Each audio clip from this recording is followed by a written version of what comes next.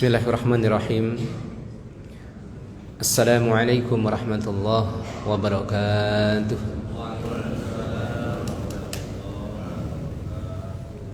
Innal hamdalillah nahmaduhu wa nasta'inuhu wa nastaghfiruh wa na'udzu billahi min shururi anfusina wa min sayyiati a'malina. من يهده الله فلا مضل له ومن يضلل فلا هادي له أشهد أن لا إله إلا الله وحده لا شريك له وأشهد أن محمدا عبده ورسوله لا نبي ولا رسول بعده اللهم صل وسلم وبارك على نبينا محمد وعلى آله وأصحابه ومن تبعهم بإحسان إلى يوم القيامة أما بعد. Hadirin dan hadirat, Bapak Ibu jamaah salat subuh yang mudah-mudahan senantiasa dirahmati Allah Subhanahu wa taala. Bersyukur kita kepada Allah dengan mengucapkan alhamdulillahi rabbil alamin atas segala nikmat yang diberikan kepada kita semuanya. Alhamdulillah, Allah masih melimpahkan untuk kita semuanya nikmat-nikmatnya, nikmat berupa kesehatan insyaallah, nikmat berupa kesempatan, usia, umur. Alhamdulillah kita berada pada bulan yang barakah dan insyaallah sebentar lagi kita akan menjumpai bulan yang mulia, itu bulan Ramadan, di mana hari-hari ini hendaknya kita memperbanyak doa untuk memohon keberkahan kepada Allah di bulan Sya'ban kita, dan kita berharap mudah-mudahan Allah menyampaikan usia kita menjumpai bulan suci Ramadan. Allahumma barik lana fi Sya'ban wa balighna Ramadan. Kita minta curahan keberkahan dari Allah, menambah nilai-nilai kebaikan kita pada bulan Sya'ban ini, dan kita mohon betul kepada Allah, yang mana bulan Ramadan tinggal menunggu beberapa hari lagi. Bapak Ibu, kita mohon betul kepada Allah agar usia kita disampaikan oleh Allah menjumpai bulan suci tersebut. Barakallahu fikum Bapak Ibu yang dirahmati Allah Subhanahu wa taala.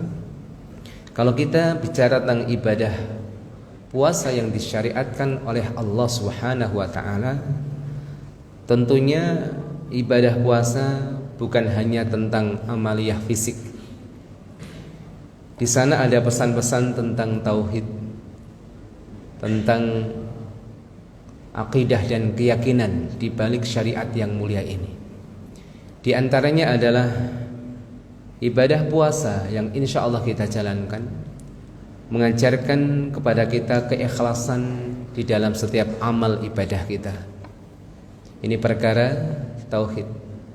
Ibadah puasa bukan hanya sekedar kita fokus terhadap rukunnya ya Bapak Ibu. Yang penting tidak makan dan minum, tidak mendatangi pasangan sejak terbit fajar hingga terbenam matahari. Titik, bukan hanya seperti itu. Tapi bagaimana kita melibatkan keikhlasan hati kita, membersihkan hati kita dari segala hal yang mengotorinya. Ibadah yang kita lakukan betul-betul hanya untuk Allah. Sebagaimana Rasulullah SAW bersabda dalam hadis riwayat Imam Bukhari dan Imam Muslim, "Man shoma Ramadhana," barang siapa yang berpuasa pada bulan suci Ramadan. Kalau kita mendengar kata puasa, jelas tadi ya Bapak Ibu, maksud puasa menurut pandangan ahli fikih, bukan menurut pandangan mereka para ahli bahasa. Karena patokan kita adalah syariat. Kalau secara bahasa, puasa itu ya menahan diri dari apapun Pak. Menahan diri dari bicara juga puasa, kan gitu. Tapi kalau disebutkan secara mutlak, maka arahnya kepada istilah para ulama fikih, menahan diri dari hal-hal yang membatalkan puasa pada waktu yang telah ditentukan. Imanan wahtisaban, ini tidak boleh dilupakan. Imanan berdasarkan keimanan, wahtisaban serta mengharapkan pahala dari Allah, ghufira lahu ma taqaddama min danbih, maka orang yang seperti ini, orang yang berpuasa sesuai dengan rukunnya kemudian melibatkan niat yang benar di dalam hatinya, akan diampuni dosa-dosanya yang sudah lalu. Para ulama menjelaskan makna hadis ini Bapak Ibu, di antaranya Al-Imam Ibnu Hajar Al-Asqalani dalam kitabnya Fathul Bari, al-muradu bil iman, yang dimaksudkan iman dalam hadis ini al-i'tiqadu bi fardhiyyati shaumi. Barang siapa yang puasa pada bulan suci Ramadan imanan, dengan keimanan maksudnya iman percaya akan kewajiban ibadah puasa pada bulan Ramadan tersebut. Jadi bukan sunnah, bukan mubah, tetapi adalah wajib, yakin akan kewajibannya. Ini poin yang pertama.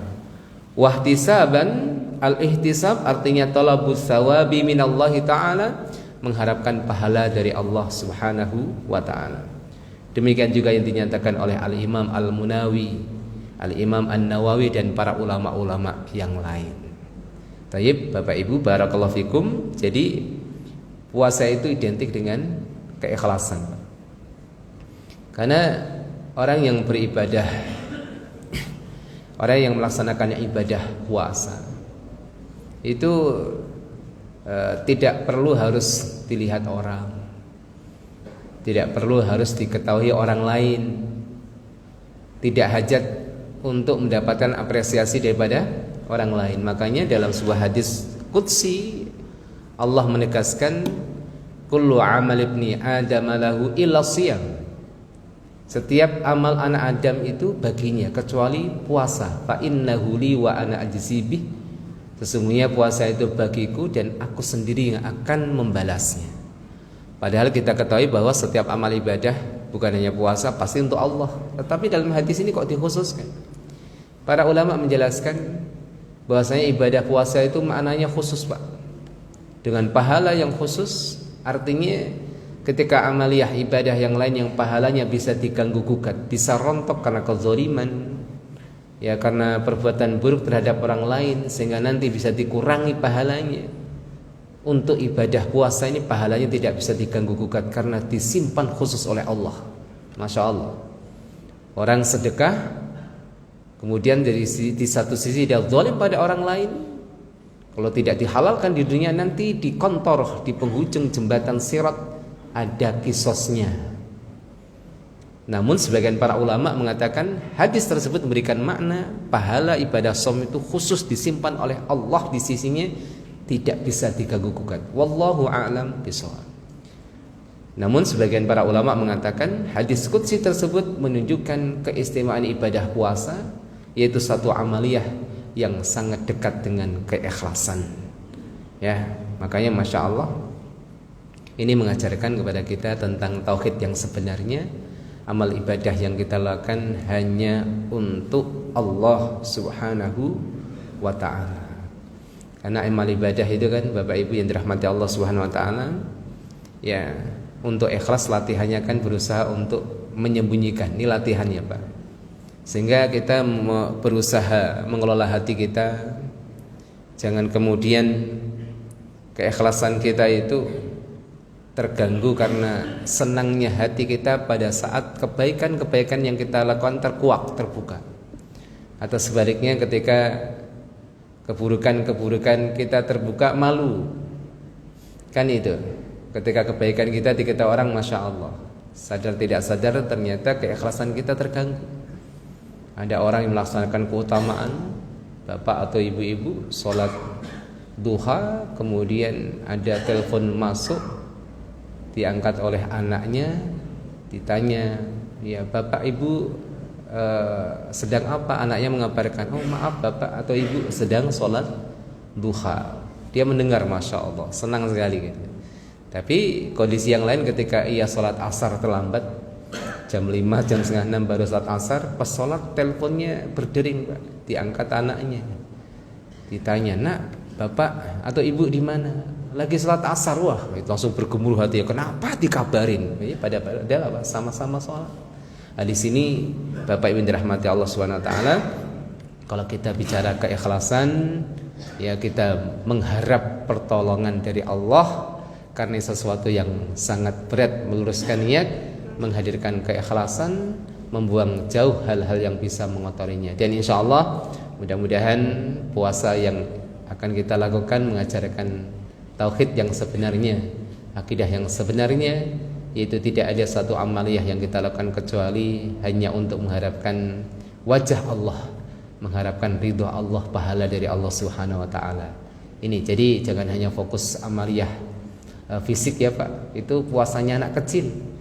Tapi kita tentunya berbeda dengan puasanya orang biasa, melibatkan hati, menghadirkan keikhlasan. Dengan ini insya Allah keutamaan-keutamaan yang kita dapatkan. Dan kita ketika bicara ibadah puasa, maka ada ayat-ayat tentang puasa. Ada ayat puasa mengajarkan kepada kita tentang tauhid Allah. Ada ayat puasa yang mengajarkan kepada kita tentang sifat kemahatinggian zat Allah Subhanahu wa taala. Ini sebagaimana firman Allah pada surah Al-Baqarah ayat 185. Allah berfirman, "Syahrul Ramadan alladzi unzila fihi al-Qur'an." Bulan Ramadan, di antara keutamaan bulan Ramadan adalah diturunkan padanya pada bulan Ramadan di malam yang penuh barokah itu. Unzila fihi al-Qur'an, diturunkan padanya Al-Qur'an. Diturunkan, berarti diturunkan kan siapa menurunkan? Allah.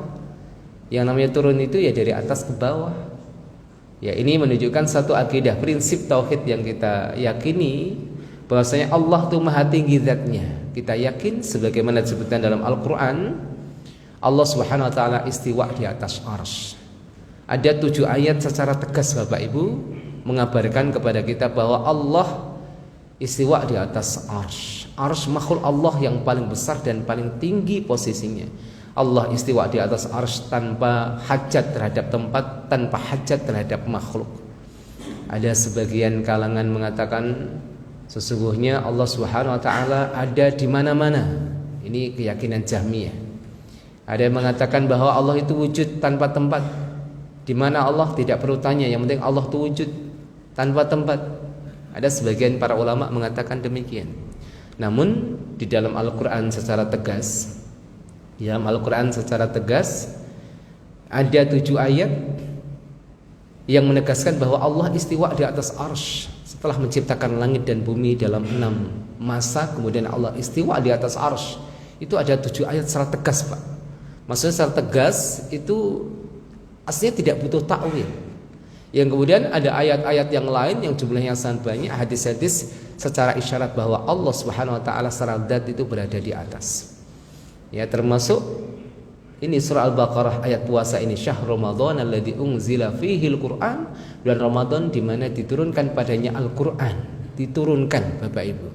Diturunkan dari sisi Allah Subhanahu wa taala. Kemudian terkait dengan kemahatinggian Allah selain dalil Al-Qur'an dan dalil sunnah, di sana ada dalil fitrah Bapak Ibu, dalil yang sifatnya naluriah manusia.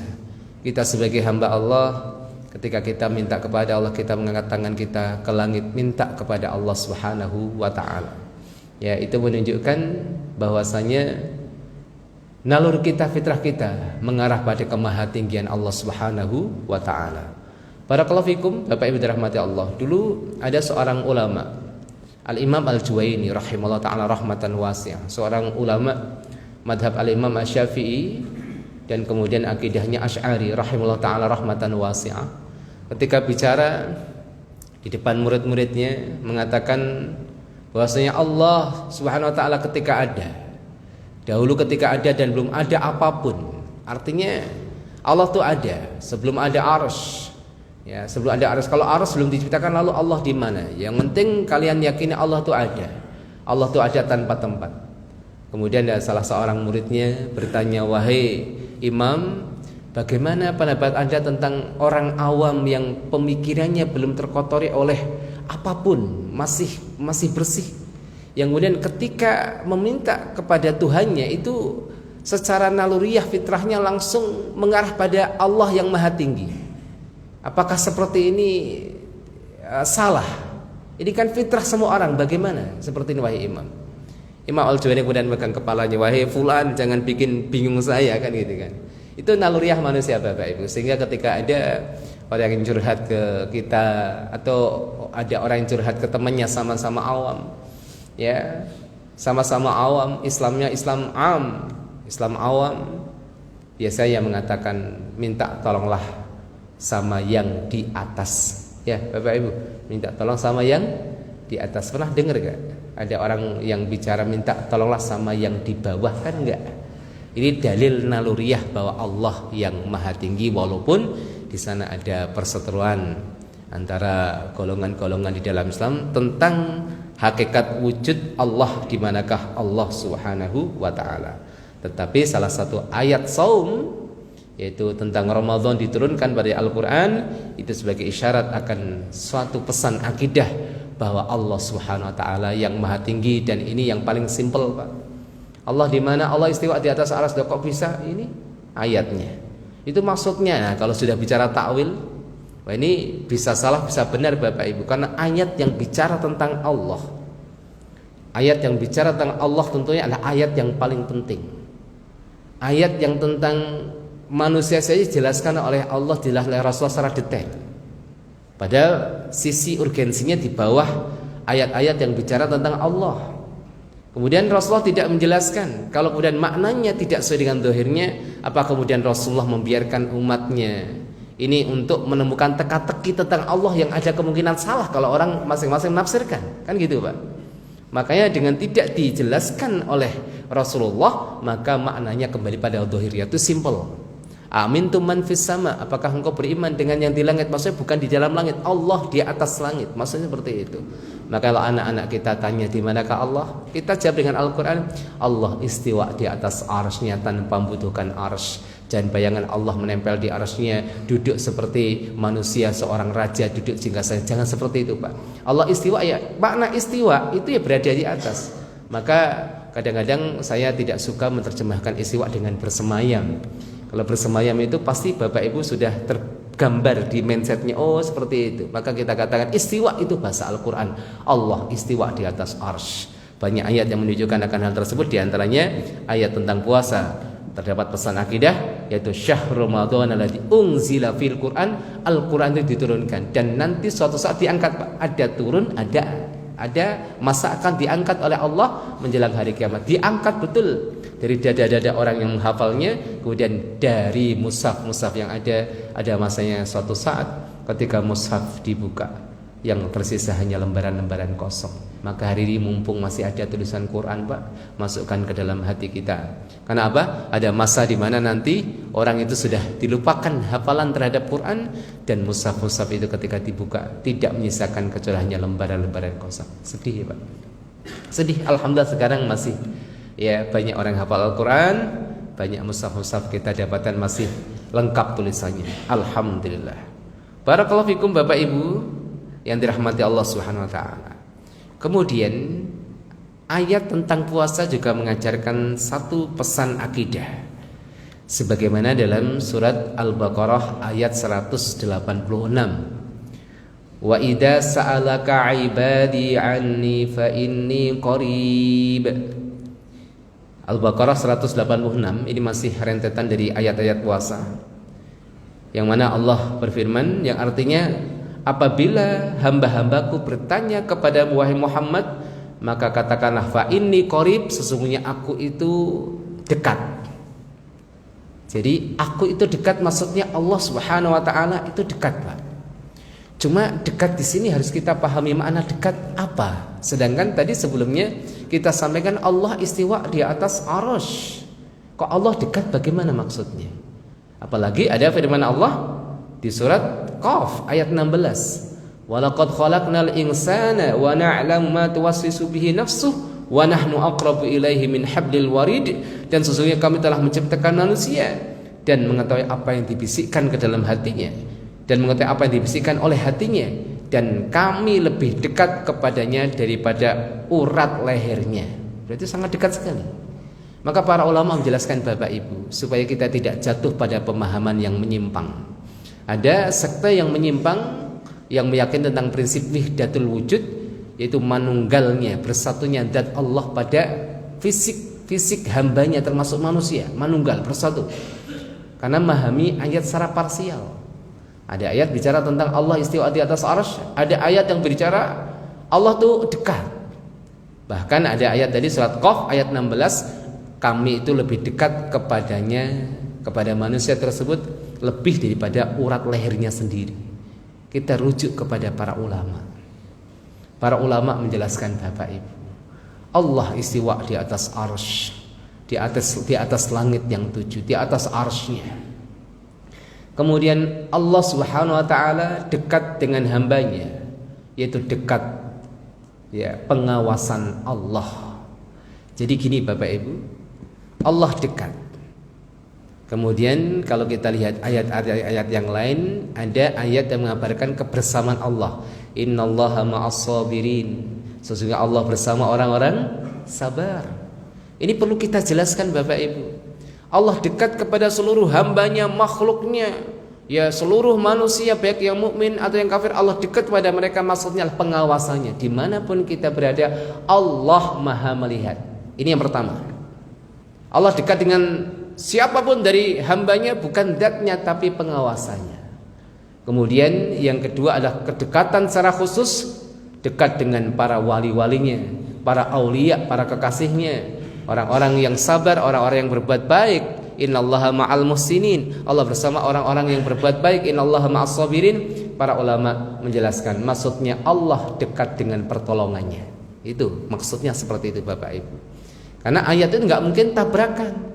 Makanya sebagian orang bingung kan. Ada ayat yang menjelaskan Allah istiwa di atas arsy, ada Allah yaitu dekat dengan hambanya bersama orang-orang sabar. Akhirnya ya Allah berarti di mana-mana kan gitu. Nah ini pemahaman yang keliru yang tidak pernah disampaikan para ulama-ulama yang thiqah. Tapi barakallahu fikum Bapak Ibu yang dirahmati Allah Subhanahu wa taala. Jadi kedekatan Allah, ya dekatnya Allah terhadap orang-orang yang istimewa. Maksudnya dekat pertolongannya, dekat ijabah doanya. Nah, ini yang harus kita pahami. Bukan dekat fisiknya, bukan dekat zatnya, bukan. Kita katakan zat ya Bapak Ibu. Kalau kita fisik, kalau kita katakan ada Allah zatnya, ya, yang dekat kepada kita itu adalah pengetahuan Allah dan dekat pertolongan Allah, ijabah Allah terhadap setiap doa kita. Sedangkan ayat wa nahnu aqrabu ilaihi min hablil warid, kami itu lebih dekat kepadanya, kepada manusia tersebut daripada urat lehernya. Ada dua tafsiran. Yang pertama yang dimaksudkan adalah pengetahuan Allah. Yang kedua yang dimaksudkan nahnu di sini bukan Allah tapi para malaikatnya. Ada malaikat-malaikat yang mencatat amalan manusia. Ada malaikat-malaikat yang bersama manusia menjaga, hafadhah, malaikat hafadhah namanya. Hafadhah artinya penjaga. Namanya hakikatnya seperti apa wallahu alam, tapi hafadhah. Ya, ada malaikat yang menjaga manusia, dijaga dari kematian sampai tiba ajalnya. Maka manusia kalau kemudian ajalnya itu sampai 60 tahun, sebelumnya itu jaga oleh malaikat, tidak akan mati Pak sampai tiba ajalnya. Itu ada para malaikat yang ditugasi oleh Allah untuk menjaga manusia tersebut. Ada malaikat muaqibat yang terus bergantian, ya, mengiring kita di sini. Tapi barakallahu fikum Bapak Ibu dirahmati Allah, yang dimaksud kami lebih dekat kepadanya daripada urat lehernya, ada yang mengatakan itu pengawasan Allah, ya, pandangan Allah, ilmu Allah. Dan ada yang mengatakan yang dimaksud kami di sini para malaikat yang mendampingi manusia. Bahkan ada hadis Bapak Ibu, setiap manusia diciptakan oleh Allah ketika lahir itu sudah disiapkan korin yang dekat selalu sampai ia meninggal. Korin dari kalangan jin dan korin dari kalangan, ya, malaikat. Ada korin teman dekat dari kalangan jin, ada korin, ya, dari kalangan malaikat. Kalau malaikat senantiasa membisiki hal-hal yang baik, ini ada hadisnya ternyata. Sedangkan korin dari jin itu selalu membisiki hal-hal yang buruk. Sampai para sahabat bertanya kepada Rasulullah, apakah termasuk engkau punya korin? Ya Rasulullah, iya aku punya korin, kata Rasulullah. Tapi bedanya korin itu ditaklukkan oleh Allah untukku sehingga tidak membisikkan dalam hatiku kecuali kebaikan. Ini khusus korinnya Rasulullah Sallallahu Alaihi Wasallam, itu korin yang senantiasa membisikkan hal-hal yang baik. Ya, kalau kita korinnya buruk Pak, korin yang kemudian membisiki hal-hal yang buruk. Kalau ada yang baik itu adalah korin dari kalangan malaikat. Jadi punya dua korin, korin dari kalangan jin dan qarin dari kalangan ya malaikat. Makanya kalau ada misalnya orang meninggal tiba-tiba muncul penampakan dah mati kok muncul lagi pulang lagi gitu kan, itu sudah jadi jin yang menampakkan dirinya dalam bentuk orang yang meninggal tersebut, atau korinnya, atau jin yang lain, atau korinnya ya, dengan izin Allah Subhanahu wa taala. Karena orang yang meninggal tuh nggak mungkin Pak ruhnya itu dikembalikan ke dunia, yang ada dikembalikan ke kuburnya, ke kuburannya. Makanya kalau kita bisa gambarkan, ada alam barzah, ada alam kubur, itu saling nyambung. Sehingga ketika kita masuk ke komplek kuburan kita salam, itu ruhnya dikembalikan ke kuburannya dengan izin Allah. Ada sambungannya alam barzakh dan alam kubur. Jadi kuburan itu memang rumah-rumah mereka Pak, tapi bentuk fisik yang sebenarnya di pandangan mereka wallahu alam kita tidak tahu. Tapi ada masa perpindahan dari alam barzakh ke alam kubur dalam kondisi khusus. Ketika kita salam mereka menjawabnya, cuma kita kan nggak mendengar Bapak Ibu. Kita yakin saja, alhamdulillah tidak mendengar. Kalau mendengar nggak ziarah lagi kan gitu. Assalamualaikum ada yang menjawab, ini repot. Ya, tayyib barakallahu fikum Bapak Ibu dirahmati Allah Subhanahu wa taala. Jadi Allah Maha dekat ya, Pak. Ya, jadi Allah Maha dekat maksudnya dekat penglihatannya, pandangannya, pengetahuannya. Tapi secara zat ya yakin Allah istiwa di atas arsy. Kemudian dekat secara khusus terhadap hamba-hamba yang istimewa, maksudnya dekat dengan pertolongan Allah, dekat dengan ijabah ya dari Allah terhadap doa-doa hambanya. Ini yang dimaksud. Ini pesan akidah dari ayat-ayat puasa Al-Baqarah 186, wa idza sa'alaka ibadi anni fa inni qarib. Katakan aku terdekat. Maka sekarang kita harus paham Bapak Ibu, kalau ditanya anak-anak kita Allah dekat maksudnya apa? Kita jelaskan. Ayatnya seperti ini nak. Allah istiwa di atas arsy. Apa itu arsy? Kita jelaskan. Ini arsy seperti ini. Di manakah arsy? Ini hadisnya. Ya, kemudian kok Allah kok dekat? Sebagian dalam ayat dan hadis. Oh, di sini maksudnya dekat dengan pengawasannya. Kamu berada dimanapun anakku, cucuku, Allah melihatmu. Allah mengetahui amal-amalmu, bahkan sesuatu yang terbetik dalam hatimu, bahkan sesuatu yang belum terbetik dalam hatimu. Dan kemudian Allah dekat dalam hal-hal yang sifatnya khusus untuk orang-orang yang khusus yang istimewa, maksudnya dekat dengan pertolongannya. Innallaha ma'ak. Kalau kita pesan pada anak kita, misalnya mau berangkat ke luar kota, pamitan sama kita ya Pak, pamit abi, umi, pamit ayah, bapak, kita katakan hati-hati nak, innallaha ma'aka, sesungguhnya Allah bersamamu. Loh, ini kan kadang anak-anak nanya, kok bersamaku gitu, maksudnya apa? Maksudnya bersamamu, selalu melihatmu, dan insya Allah selalu menolongmu. Begini ya Pak, ini pesan akidah di ayat puasa surah Al-Baqarah ayat 186. Kemudian ayat-ayat puasa mengajarkan kepada kita tentang iman kepada hal yang gaib. Di antaranya iman kita kepada para malaikat. Di dalam surat Al-Qadar ayat yang keempat, tanazzalul malaikatu warruhu fiha. Malaikat-malaikat itu turun dan juga ruh di situ artinya adalah malaikat Jibril. Jadi ini istimewa, malaikat disebut secara umum, kemudian malaikat Jibril disebut secara khusus, padahal Jibril itu dia juga termasuk malaikat. Fiha, yaitu pada malam tersebut, malam kemuliaan, malam Lailatul Qadar. Dan malam Lailatul Qadar ini menurut pandangan jumhur mayoritas para ulama itu terjadi setiap tahun, bukan tahun pertama Al-Quran diturunkan tuh, bukan Bapak Ibu, tapi setiap tahun di bulan suci Ramadan dan turun para malaikat. Artinya apa Pak? Ini ada pesan akidah. Malaikat itu harus kita yakini dengan benar, bahwasanya malaikat itu adalah khalqun, ciptaan Allah, berupa ajsamun latifah, ya khuliqat min nurin. Ya secara fisikal disebut ajsamun latifah, yaitu fisik-fisik yang lembut yang Allah ciptakan dari unsur cahaya. Karena ada sebagian orang-orang Islam yang terpengaruh pikirannya dengan filsafat, memahami Islam mulai pendekatan akal Pak, mengatakan malaikat itu adalah gambaran ataupun ikon tentang kebaikan, sesuatu yang terbisik pada pikiran manusia, yaitu mereka orang-orang yang bersih akalnya. Itu malaikat itu adalah bisikan-bisikan kebaikan, tidak ada secara wujud hakiki. Sedangkan kita tidak Pak. Kita diajar sejak kecil, malaikat adalah makhluk yang Allah ciptakan secara real. Nama-namanya sebagian kita ketahui, jumlahnya kita tidak ketahui, jumlahnya banyak. Kita mengimani ya secara rinci terhadap apa-apa yang dikabarkan nama-namanya, Jibril, Mikail, Israfil, kemudian malaikat pencabut nyawa, malaikatul maut, malakul maut, yang kemudian masyhur Izrail, pakai ain, Izrail. Tapi itu tidak ada hadisnya, sumbernya Israiliyat. Kalau dalam ayat, dalam hadis, malakul maut, malaikat pencabut nyawa, kan gitu Pak. Malaikat-malaikat yang lain yang tidak disebutkan secara definitif. Tidak ada satu tempat di langit kita ini, tempat sejengkal pun kecuali ada malaikat yang sujud pada Allah. Ada hadis yang lain, setiap hari di Al-Baitul Ma'mur, Ka'bahnya penduduk langit, ya, yang itu para ulama menjelaskan posisinya lurus tegak dengan Ka'bahnya manusia di bumi.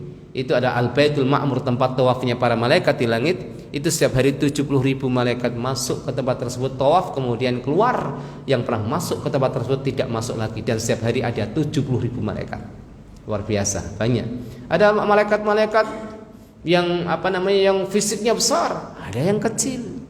Malaikat-malaikat yang nempel pada badan kita, selimut kita ketika kita tidur. Sebagaimana dalam sebuah hadis, kalau orang tidur membaca ayat kursi, maka malaikat menempel di selimut-selimut kita. Masya Allah. Ada malaikat yang bergelantung di jenggot-jenggot orang yang punya jenggot. Itu Masya Allah, ini kita yakini Bapak Ibu. Dan banyak tentunya fakta tentang malaikat. Misalnya para malaikat itu juga memiliki sebagian sifat yang kita miliki. Ya, seperti itu Pak. Sebagian, bukan semuanya.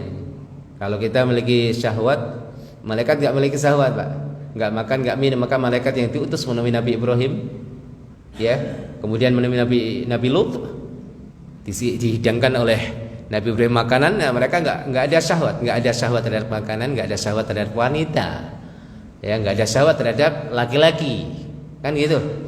Ya kalau kita manusia punya syahwat, malaikat nggak punya syahwat, maka tunduk aja Pak. Ya kalau kita kan diperintahkan ada yang pilih-pilih, maka malaikatul maut diperintahkan nyabut nyawa, nggak pilih-pilih. Wah ini yang ganteng nanti dulu gitu ya, ini yang cantik nanti lo, nggak ada. Nah kalau kita pilih, ya. Namun ada beberapa sifat yang sama. Sebagaimana disebutkan dalam hadis, man akala basolan aw sauman fala yaqrabanna musallana fa innal malaikata tata'adza kama yata'adza ibnu adam. Barang siapa yang makan bawang merah atau bawang putih, jangan dekati masjid kami, karena sesungguhnya malaikat itu terganggu, enggak nyaman, terganggu, tidak nyaman, tersakiti. Tata'adza, sebagaimana terganggu dan tersakitinya anak-anak manusia itu. Jadi mereka nggak suka, ya, bau bawang merah, bawang putih ketika masuk masjid. Makanya kalau baca Al-Quran disunahkan bersiwak, karena malaikat mendekatkan mulutnya kepada mulut orang yang baca Al-Quran. Ya. Malaikat tidak akan masuk di rumah yang ada anjingnya, ada hadisnya, ada patungnya, ada hadisnya. Dan malaikat yang kita yakini, termasuk iman kita terhadap para malaikat, ya malaikat itu tidak bisa dilihat kecuali dengan izin Allah. Ada yang mengatakan tidak bisa dilihat dengan wujud aslinya kecuali orang yang istimewa di antara Nabi kita Muhammad. Bahkan para nabi yang lain tidak dikabarkan bahwa mereka melihat Jibril dalam bentuk asli, tidak. Nabi Muhammad Pak. Tetapi uniknya ada salah satu makhluk Allah yang diberikan keistimewaan bisa melihat malaikat dengan bentuk aslinya. Ya, siapa itu? Yaitu adikku. Adikku itu ayam jago Pak. Itu hadisnya. Maka ketika kalian mendengar ayam jago berkokok, maka mintalah kepada Allah keutamaan dan rahmatnya. Di antara doa yang diajarkan Rasulullah apa Pak? Allahumma inni as'aluka min fadlik. Kalau mendengar ayam jago berkokok itu, mintalah kepada Allah keutamaan dan rahmatnya. Allahumma inni as'aluka min fadlik. Kenapa? Rasulullah mengabarkan karena adik ayam jago, ayam jantan itu melihat malaikat. Ya, berbeda ketika mendengar ringkikan keledai ataupun kuda, keledai, kuda, bigol, ya, hampir sama Pak, hampir satu jenis kan gitu. Atau mendengar gonggongan anjing, itu ada hadisnya. Karena ketika itu ia sedang melihat jin, keledai. Sebagian peneliti mengatakan jadi mata keledai dengan mata ayam jantan itu beda. Jadi kalau diteliti mata keledai itu identik dengan warna merah. bisa menangkap jin, karena jin terciptakan dari api, identik dengan merah. Sedangkan ayam jago itu mampu melihat sinar-sinar putih kebiru-biruan, dan itu identik dengan malaikat. Wallahu a'lam bishawab. Ini kan penelitian orang, bisa salah bisa benar, tapi intinya kita yakin dengan apa yang disampaikan oleh Rasulullah SAW, bahasanya di antara yang bisa melihat malaikat dengan fisiknya secara asli adalah ayam jantan. Ya, kemudian juga fakta tentang malaikat apakah mati atau tidak? Mayoritas para ulama mengatakan mereka mati, enggak harus nunggu kiamat. Ada sedikit kalangan ulama mengatakan tidak, malaikat tidak mati sampai datang hari kiamat. Memang ada pengecualian malaikat-malaikat yang istimewa, yang kelasnya bukan ini Pak ya, bukan biasa-biasa saja. Ini malaikat tingkat tinggi. Jibril, Mikail, Israfil, malakul maut. Maka ketika sangkakala ditiupkan, kemudian apa Bapak Ibu? Allah bertanya. Tentunya Allah Maha tahu, bertanya bukan tidak tahu. Wahai malakul maut, siapa yang tersisa? Yang tersisa adalah wajahmu yang mulia. Ya Allah, Jibril, Mikail, Israfil, dan aku malakul maut. Matikan Israfil. Dimatikan Israfil. Yang tersisa siapa? Sebutkan Allah, Jibril, Mikail. Matikan Mikail. Siapa yang tersisa? Yang tersisa engkau ya Allah, Jibril dan aku. Matikan Jibril. Yang tersisa siapa? Yang tersisa engkau ya Allah dan hambamu malakul maut. Matilah engkau wahai malakul maut. Ya, kemudian malakatul maut pergi ke tempat di antara surga dan neraka, dan ia mencabut nyawanya sendiri dengan izin Allah. Ketika mencabut nyawanya, itu teriak dengan teriakan yang sangat histeris Bapak Ibu. Di dalam dalam hadis itu disebutkan teriakan yang mengerikan. Sembari ia berkata, andaikan aku tahu betapa sakitnya meregangnya nyawa dari jasad itu, maka aku akan lebih lembut lagi ketika aku mencabut ruhnya orang-orang yang beriman. Masya Allah, ini kalau ada malaikatul maut lewat nih, tahu nih Pak. Oh ya, kalau nyabut nyawa orang itu harus pelan-pelan dikit lah. Kalau mencabut nyawa orang beriman, ini kan hadisnya ada. Andaikan aku tahu, berarti belum tahu kan? Karena yang maha tahu itu Allah. Bagaimanapun malaikat itu adalah hamba Allah. Tidak semuanya tahu malaikat. Sampai ketika menciptakan Allah menjadi Nabi Adam kan malaikat tanya kan, kemudian Allah menjelaskan hikmahnya. Tidak semua kemudian ilmu itu diketahui oleh malaikat. Yang maha tahu itu Allah saja. Hambanya terbatas, termasuk malaikat itu hamba bukan Tuhan.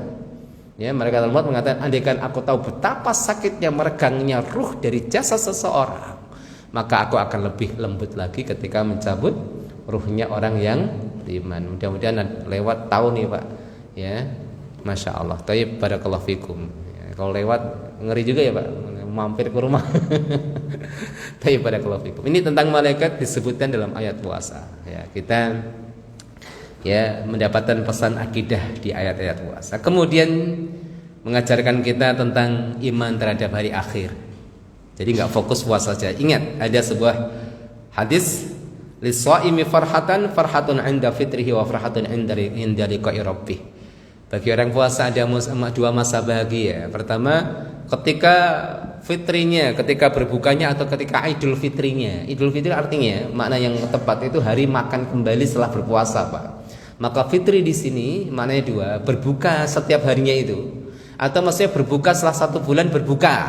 Fitri, Idul Fitri, hari kembali, Al-Fitri itu makanya zakatul fitri. Ada mengatakan zakatul fitrah, tapi banyak mengatakan zakatul fitri, artinya zakat makanan. Sehingga mayoritas para ulama mengatakan zakat fitri atau zakat fitrah itu adalah mengeluarkan bahan pokok makanan. Walaupun sebagian ulama sedikit dari kalangan Imam Abu Hanifah, para ulama Hanafiyah mengatakan boleh dengan nilainya. Ya kita nggak usah mempermasalahkan panjang Bapak Ibu. Alhamdulillah hari ini para panitia zakat ketika ada titipan uang, akadnya titip, diberikan beras. Alhamdulillah. Tapi andaikan ada yang mengeluarkan uang, alhamdulillah dia mengambil pendapat yang boleh. Tapi jumhur, mayoritas para ulama mengatakan zakat fitri itu dengan makanan. Baik. Wa inda liqa'i rabbih, dan bahagia pada saat bertemu dengan Allah. Nah, ada hari akhir Pak. Jangan hanya fokus puasa tentang rukunnya, nanti ada masa-masa kita membawa puasa kita di hadapan Allah Subhanahu wa taala. Kemudian puasa ada ayat yang mengajarkan pada kita tentang nilai akidah keimanan kita terhadap surga neraka, termasuk salah satu makhluk ciptaan Allah yaitu jin.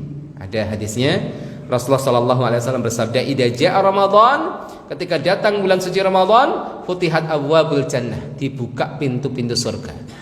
Sebagian ulama mengatakan hadis sesuai dengan dohirnya, secara tekstual maknanya pintu surga pada waktu itu dibuka. Ada yang mengatakan maksud dibuka di sini bukan yang sebenarnya, tapi dilipat gandakan pahala amaliyah pada bulan tersebut, khususnya di malam Lailatul Qadar. Kemudian wa ghuliqat abwabun nar, ditutup pintu-pintu neraka. Maknanya bisa jadi secara dohir ditutup Bapak Ibu. Ada yang mengatakan maknanya artinya apa? Banyak ampunan Allah, banyak maghfirahnya Allah. Wa sufidati syayatin, dan dibelenggu setan-setan itu. Nah, maksudnya jin-jin. Tapi kadang-kadang pada bulan Ramadan masih ada orang kerasukan. Tapi orang kerasukan di sini harus diteliti, apakah orang kerasukan itu memang kerasukan jin masuk atau karena faktor psikis. Maka ruqyah Bapak Ibu, ruqyah itu enggak harus mesti terkait dengan jin.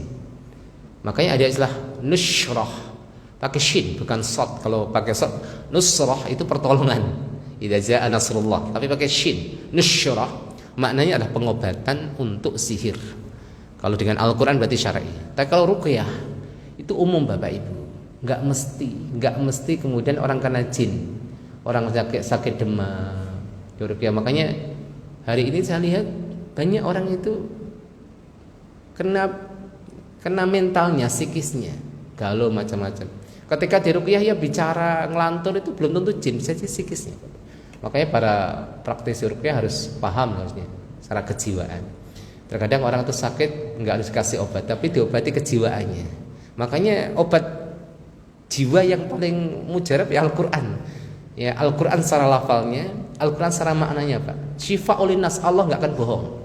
Al-Quran itu obat. Ada orang ini saya bincang-bincang kemarin sore dengan salah satu tabib, masya Allah. Ya saya sebagai saksi luar biasa pengobatan beliau, masya Allah sembuh penyakit saya dan beberapa orang dengan izin Allah tentunya. Itu menceritakan bahwa ada datang kepada beliau seorang pasien punya benjolan 3 atau berapa di sini. Ya nggak langsung diobat, ditanya, oh punya masalah sejak kapan? Punya masalah, oh setelah ini. Kemudian disampaikan nasihat, disampaikan ini, tiba diarahkan hatinya supaya berserah pada Allah. Gitu. Setelah beberapa menit, coba diraba lehernya, itu benjolannya hilang langsung, Pak. Masya Allah. Di situ, barakallahu fiik. Jadi kalau kita bicara ruqyah bukan hanya untuk jin tapi untuk penyakit yang lain. Jadi ada jin masuk pada bulan Ramadan atau ada bintang yang jatuh pada bulan Ramadan untuk melempar setan, kita katakan tidak semua bintang yang jatuh untuk melempar setan. Kemudian kenapa pada bulan Ramadan masih ada kerasukan, dicek dulu apakah karena jin betul ataupun penyakit psikis. Kalau betul-betul jin itu masuk, maka para ulama menjelaskan yang dibelenggu adalah setan-setan kabirnya, jin-jin yang kelas kakapnya. Maka Bapak Ibu kalau bulan Ramadan kok masih gemar maksiat, judi slot luar biasa, judi online itu luar biasa, ngeri sekali. Itu bertemu dengan beberapa orang, hancur rumah tangganya, hancur ekonominya, hancur luar biasa.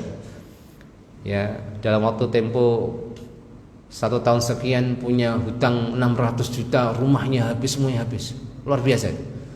Ngeri Pak. Ramadan ini masih rajin judi, berarti bukan jin, itu nafsunya. Inna nafsala ammaratum bisu. Itu bahkan mungkin jin itu setan lihat dia takut kerasukan manusia model kayak gitu itu. Ya. Jadi jinnya malah takut kan gitu. Tapi barakallahu fikum Bapak Ibu rahmati Allah. Jadi iman terhadap jin maksudnya bukan mengikuti, tapi percaya bahwa ada makhluk yang Allah ciptakan dari unsur api yaitu jin. Baik. Dan sedikit lagi Bapak Ibu, ayat puasa mengajarkan kita iman kepada qada dan qadar. Inna anzalnahu fi lailatul qadar. Malam Lailatul Qadar di antara keistimewaannya adalah diturunkan oleh Allah dari Allahul Mahfuz kepada malaikat pemegang catatan takdir, yaitu selama 1 tahun Pak. Ada buku takdir induk Allahul Mahfuz, ada buku-buku yang tidak induk yang di tangan oleh para malaikat yang diupdate setiap tahunnya, dan itu Allah berikan ya khobarnya pada malaikat di setiap malam Lailatul Qadar. Rezeki orang, ajal orang, semua Pak, semua ada takdirkan. Makanya Bapak Ibu yang dirahmati Allah, ada pelajaran-pelajaran bagus tentang takdir, semua takdirkan oleh Allah. Maka masalah dunia nggak usah menjadikan kita risau. Termasuk masalah ubudiyah Bapak Ibu. Kadang kita berpikir ya, enak ya jadi kiai, jadi ustadz anak kiai, anak tokoh, jadi masya Allah pengurus masjid ya. Saya apa? Saya seorang petani, orang awam, saya mungkin petugas kebersihan, tanpa maksud merendahkan, tapi mungkin pandangan secara umum masyarakat seperti tanpa maksud merendahkan. Enak ya bisa jadi pengurus masjid, ibadahnya masya Allah enak ya. Bapak Ibu, masalah dalam ibadah pada Allah untuk mendapatkan amaliyah yang terbaik itu bukan masalah status. Bukan masalah status. Kalau status itu berarti Allah nggak adil. Kalau kemuliaan hanya dicapai oleh orang penghafal Al-Quran, kasihan nggak hafal Al-Quran, ya kan?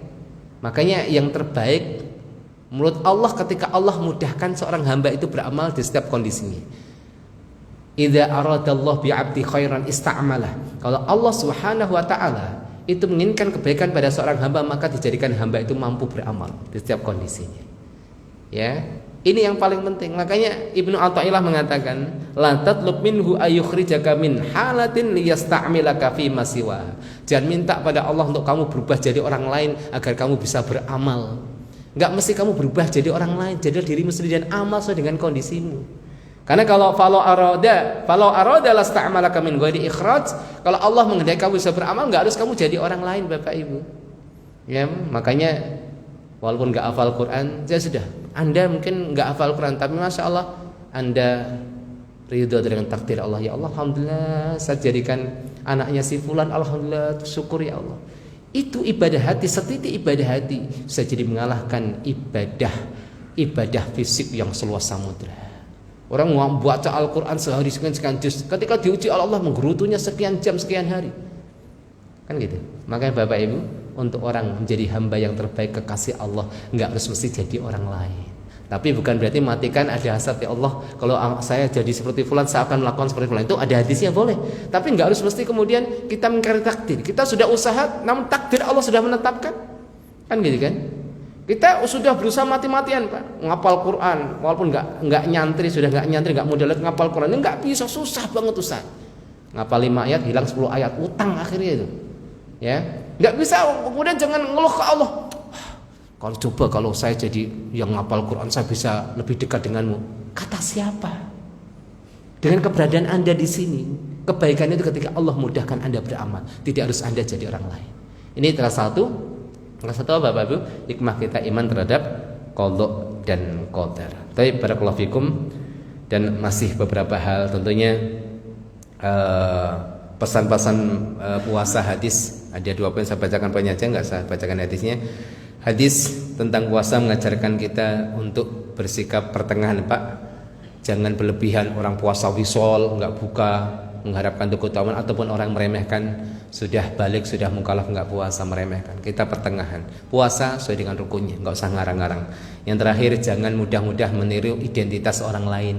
Rasulullah mengatakan, fa inna faslama bainana wa baina siyami ahli kitab, perbedaan anak kita, puasa kita dengan puasanya ahli kitab adalah makan sahur. Nah, di sini apa? Umat Islam harus punya ciri khas, jangan suka latah gitu aja. Kalau hal yang itu enggak melanggar syariat enggak apa-apa. Udah melanggar syariat, suka latah, banggalah dengan identitas Anda sendiri. Punya anak namanya siapa? Abdullah, enggak apa-apa. Abdullah, Abdurrahman, Abdul Razak, Muhammad, Abu Bakar. Ya, identitas sendiri. Pakainya punya identitas sendiri, kita nutup aurat. Ibu-ibunya punya identitas sendiri. Jangan suka latah. Dalam masalah ibadah Rasulullah itu menghati-hatikan. Kita puasa, mereka puasa sama dengan Rasul. Oh, beda. Bedanya apa? Makan sahur. Maka Bapak Ibu kalau makan sahur niatnya apa? Bukan hanya cari kekuatan ya Pak, tapi cari keberkahan. Kedua, cari ittiba Nabi. Ketiga, niat supaya kita beda dengan puasanya orang. Bukan orang sama muslim, puasanya non muslim. Gitu ya Pak. Ini pesan-pesan di balik ayat-ayat siam dan hadis-hadis siam. Kita lihat dari sisi akidahnya, kita tidak bicara fikih, tidak bicara tentang berlomba-lomba dalam amal. Mudah-mudahan ini semakin menguatkan akidah kita. Barakallahu fikum. Saya kira cukup kajian kita pada kesempatan pagi hari ini. Dan sekali lagi marilah kita banyak berdoa Bapak Ibu. karena nggak ada jaminan kita pasti bertemu ya Pak. Kita mengharap semoga ketemu, tinggal beberapa hari ini. Ya, satu Ramadan itu sangat bermakna. Dan kita berharap bertemu dengan Ramadan berikutnya. Setidaknya tahun ini Bapak Ibu, kita taubatan nasuha agar Allah mengampuni dosa-dosa kita, menerima amal-amal kita. Amin ya Allah ya Rabbal Alamin. Kita tutup dengan doa kafaratul majlis. Subhanaka Allahumma bihamdika asyhadu an la ilaha illa anta astaghfiruka wa atubu ilaik. Assalamualaikum warahmatullahi wabarakatuh.